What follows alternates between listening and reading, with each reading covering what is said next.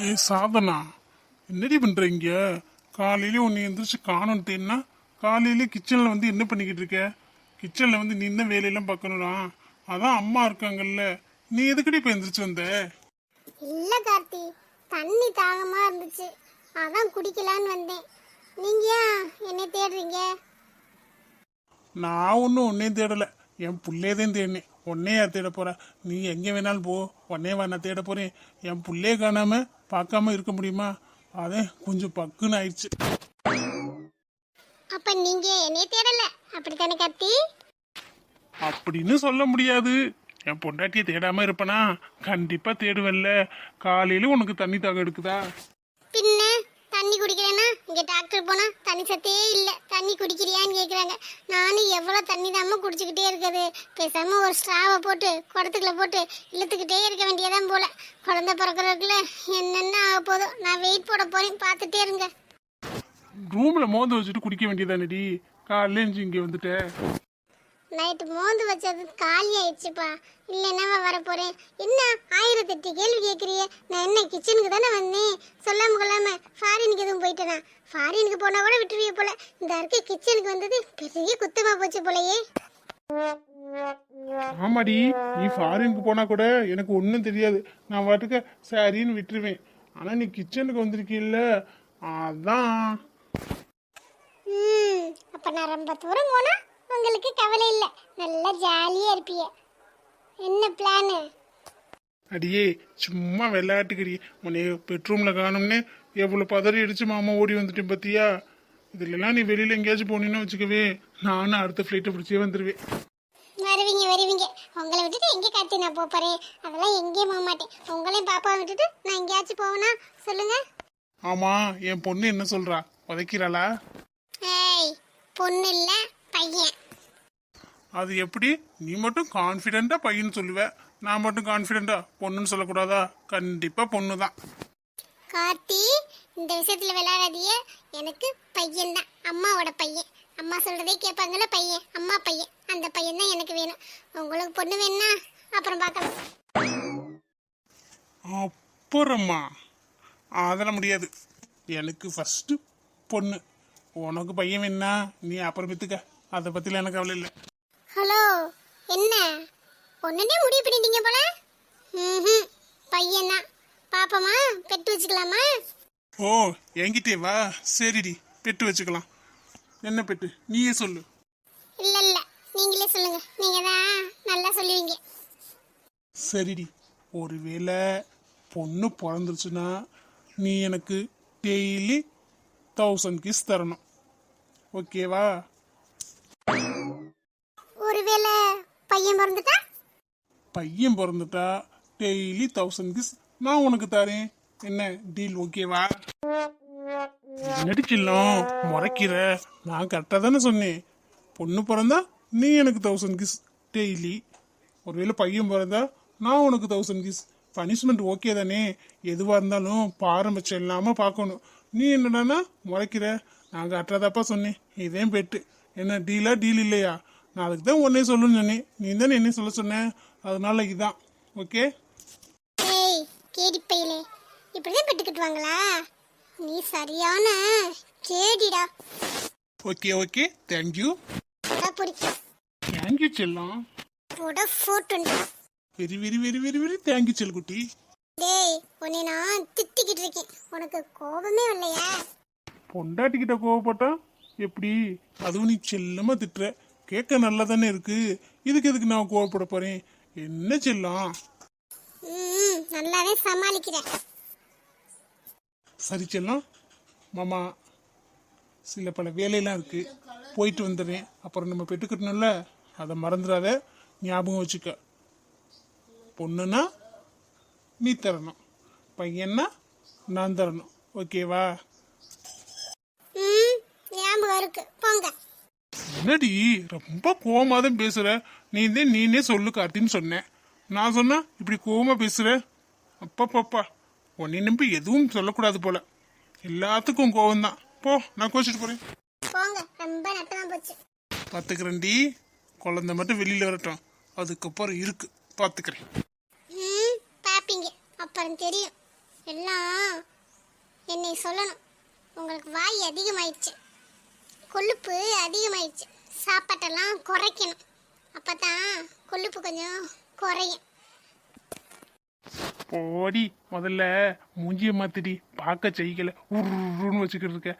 First காலையில பார்க்கும்போது எப்படி சிரிச்ச முகமா இருந்த, அது எவ்வளவு அழகா இருந்துச்சு. இப்ப பாரு உருன்னு. உன்னை பார்த்தா மனுஷனுக்கு பேச தோணுமா? போடிங்கிட்டு. எப்படா முட்டைக்கண்ணா? உனக்கு தான் மொழி பெருசா இருக்கு. உன்னை என்ன ஏதாவது சொல்றேன்னா என்னை பார்த்து முட்டைக்கண்ணுங்கிற, நீ தான் டிசோட பட்டி. போடா. போடிங்கிட்டு. மாப்பிள்ள மீறா ஏதாச்சும் பேசினா நீங்க மனசுல வச்சுக்காதீங்க, எல்லாமே நல்லபடியா முடிஞ்சிடும். நாங்க இருக்கோம்ல, நாங்க பாத்துக்கிறோம். இல்ல மாமா, அதெல்லாம் ஒண்ணும் இல்ல.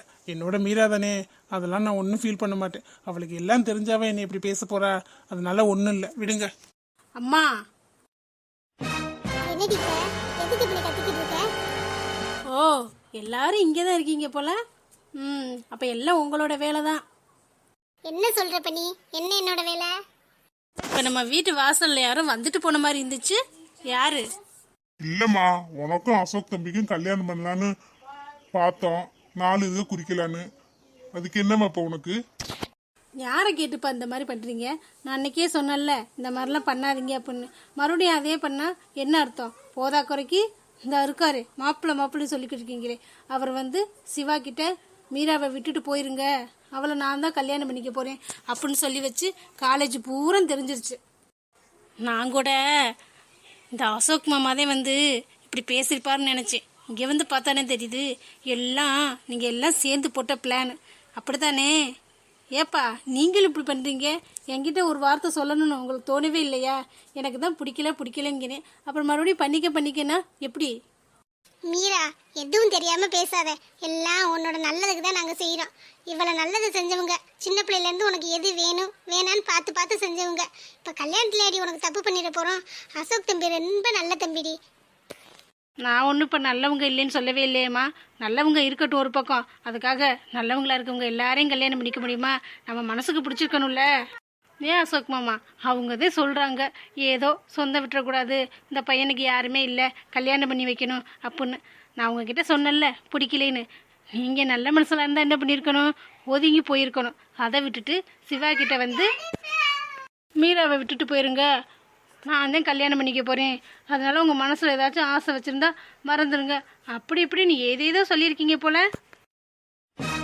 எந்த மீரா இப்படி சொல்றா? நான் சிவா கிட்ட நாங்கள் 2 பேரும் லவ் பண்ணது, அவளுக்கு எல்லாம் மறந்தது எல்லாத்தையும் தானே சொன்னேன். ஆனால் அவன் வேற மாதிரி சொல்லியிருக்கான் போலயே. எதுக்கு இப்படி பண்ண? எல்லாருமே கேடுகிட்டவங்களா தான் இருக்காங்க. மீராவை சின்ன வயசுலேருந்து லவ் பண்ணியிருக்கேன், அவளை விட்டுறக்கூடாதுன்னு இப்படி பண்ணிக்கிட்டு இருக்கேன். இதை மீராக்கு எப்படி நான் புரிய வைக்கிறேன்னு தெரியலையே. போயும் அந்த சிவாவை நம்பிக்கிட்டு என்னைய வந்து இப்படி திட்டுறா.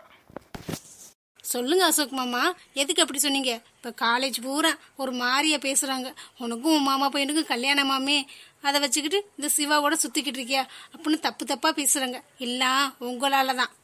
மீரா, நீ நினைக்கிற மாதிரி தப்பாலாம் நான் ஒன்றும் பேசல, நான் பேசினதே வேற. போதும் அம்மா, நிறுத்துங்க. சும்மா என்கிட்டே போய் சொல்லிக்கிட்டு இருக்காதியே. சிவாவை பற்றி எனக்கு தெரியும், அவன் என்கிட்ட போய் சொல்ல மாட்டேன். நீங்கள் தான் ஏதோ சொல்லியிருக்கீங்க, சொன்னது இல்லாமல் நான் சொன்னதே வேறையா? மீரா, நான் என்ன சொல்ல வரேன்னு தெரிஞ்சாதானே உனக்கு நான் என்ன பேசுவேன்னு தெரியும். என்னை பேச விட மாட்டேங்கிற.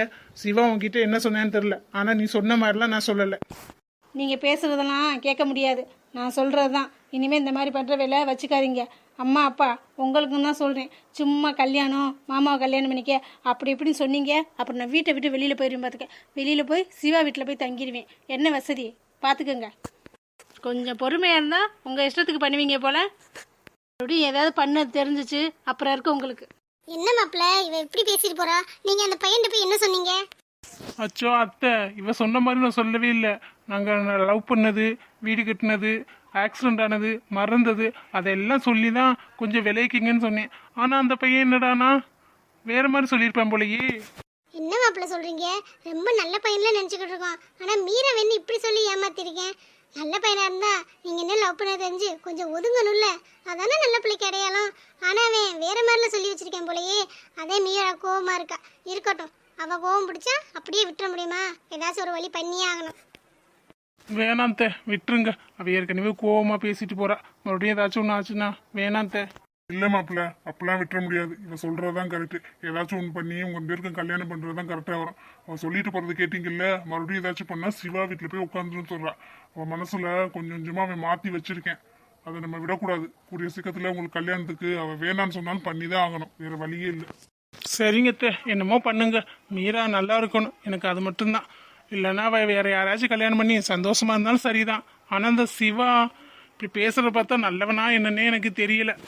நல்லவனா கண்டிப்பா இருக்காது. அவ என்ன சொன்னாலும் நம்ம கல்யாணத்தை முடிச்சிடலாம். நீங்க ஒன்றும் கவலைப்படாதீங்க. சரிங்க அத்தை, அப்ப நான் கிளம்புறேன். சரிங்க மாப்பிள்ள, கிளம்புங்க. இப்ப பேசினது எதையும் மனசுல வச்சுக்காதீங்க. இல்ல மாமா, என்னோட மீரா அவ பேசுனதெல்லாம் நான் மனசுல வச்சுப்பேனா? அவ என்னோட குழந்தை மாதிரி. ஒரு குழந்தை எப்படி சண்டை போடுமோ அடம் பிடிக்குமோ அந்த மாதிரி நினைச்சுக்கிறேன். அதெல்லாம் நான் ஒன்றும் ஃபீல் பண்ண மாட்டேன். நான் வரேன்.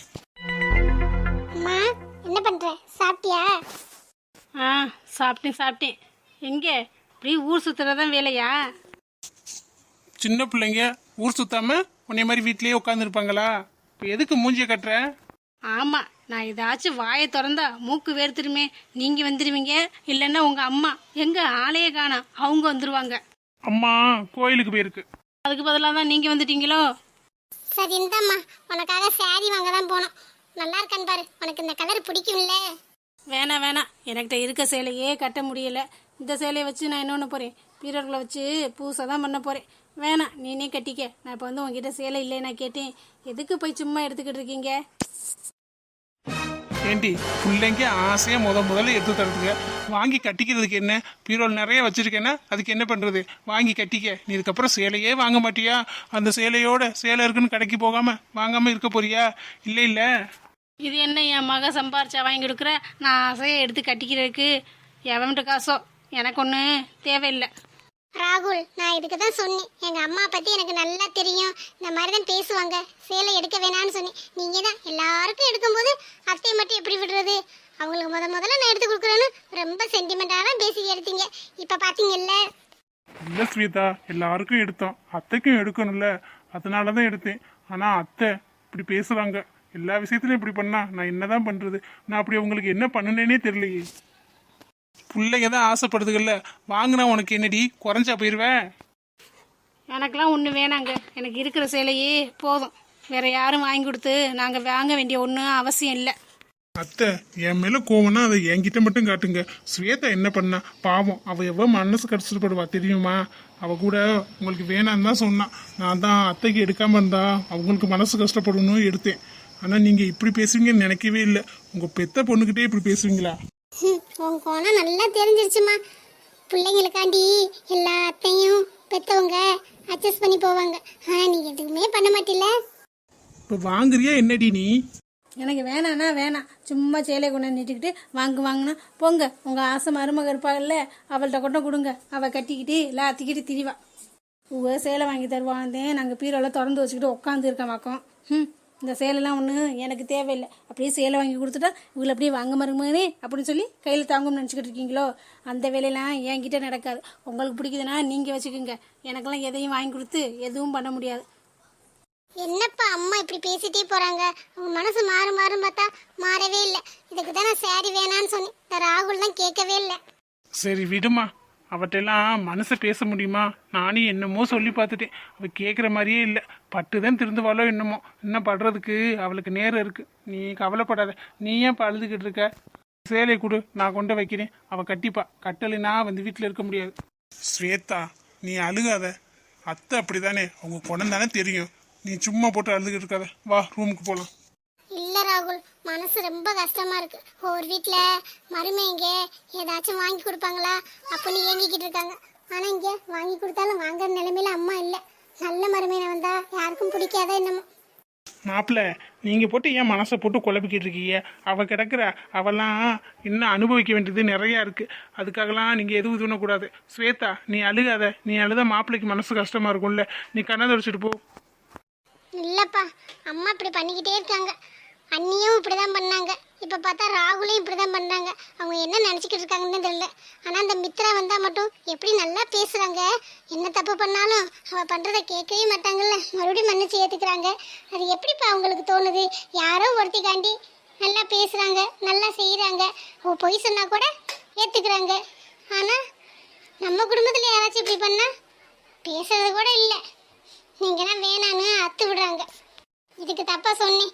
அந்த வீட்டிலே இருக்கல, நானும் ராகுலும் போயிடும்னு. ஆனா நீங்க எல்லாரும் கம்பல் பண்ணீங்க. இப்ப அம்மா நடந்துக்கிறத பார்த்தா நாங்க இந்த வீட்டில் இருக்கதே பிடிக்கல போல. நாங்க கிளம்புறதப்பா நல்லது. அண்ணன் வந்தோன்னு சொல்லிட்டு நாங்க கிளம்பிடுறோம்ப்பா. ப்ளீஸ் இதுக்கு மேல எங்களை தடுக்காதீங்க. ஆமாங்க மாமா, நாங்கள் கிளம்புறது தான் நல்லதுன்னு எனக்கும் தோணுது. இங்கே இருந்தாலும் ஸ்வேதா அத்தை ஏதாச்சும் பண்ணுறத பார்த்து கஷ்டப்பட்டுக்கிட்டே இருக்கா. அதை பார்க்க எனக்கும் கஷ்டமாக இருக்குது.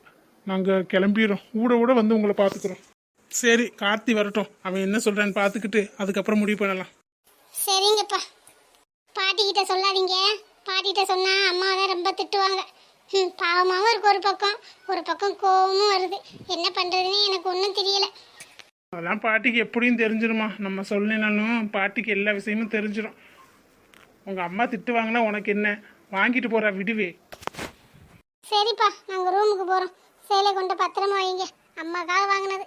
பிடிச்சா கட்டிக்கிட்டோம்,